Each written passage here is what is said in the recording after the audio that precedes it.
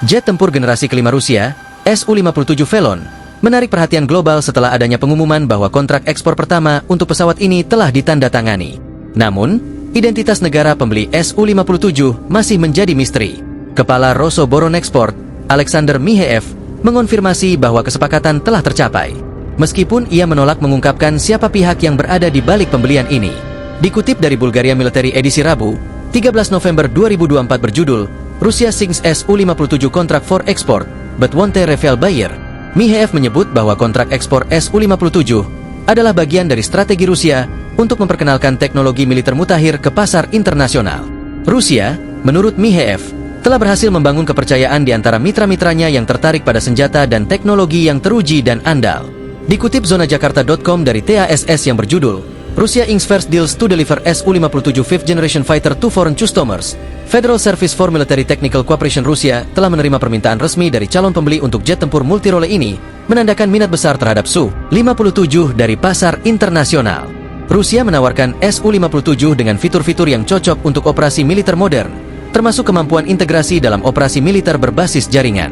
Dengan kecepatan maksimum lebih dari 2.600 km per jam dan jangkauan operasional hingga 3.500 km. Pesawat ini dirancang tidak hanya untuk bertempur, tetapi juga untuk menjalankan misi strategis yang mencakup wilayah yang luas. Sejumlah negara sudah lama dikaitkan sebagai calon pembeli potensial Su-57. Di antaranya India, yang pada awal 2010-an berminat untuk memproduksi Su-57 bersama Rusia sebagai bagian dari program modernisasi angkatan udaranya. Namun, India kemudian menarik diri karena masalah teknis dan keterlambatan pengiriman. Turki, yang memiliki ketegangan dengan mitra Amerika Serikat akibat pembelian sistem pertahanan S-400 dari Rusia, juga mempertimbangkan untuk membeli Su-57, meski kesepakatan ini terhambat oleh konflik politik. Baru-baru ini, sejumlah negara di Timur Tengah, seperti Uni Emirat Arab, menunjukkan minat pada Su-57. Mereka tertarik pada kemampuan tempur pesawat ini dalam operasi militer modern. Namun, ketertarikan ini masih sebatas spekulasi, karena banyak negara enggan terikat dalam aliansi strategis yang akan melibatkan Rusia, terutama terkait dengan ancaman sanksi dari Amerika Serikat. Beberapa negara lain yang juga dikaitkan dengan Su-57 termasuk Aljazair dan Korea Utara yang memiliki hubungan dekat dengan Rusia.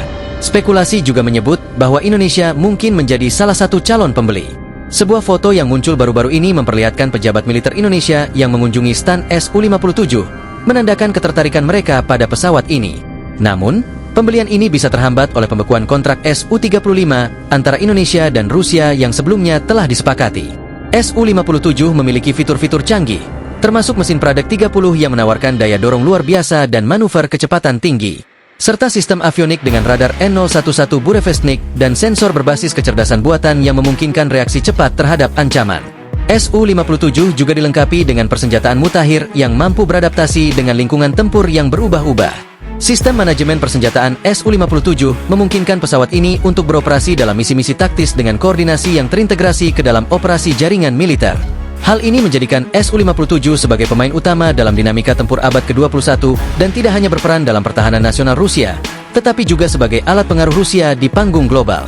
Dengan ekspor Su-57, Rusia berpeluang untuk memperluas pengaruh militernya di dunia dan menambah mitra-mitra baru yang memiliki ambisi serupa dalam kemajuan teknologi aviasi.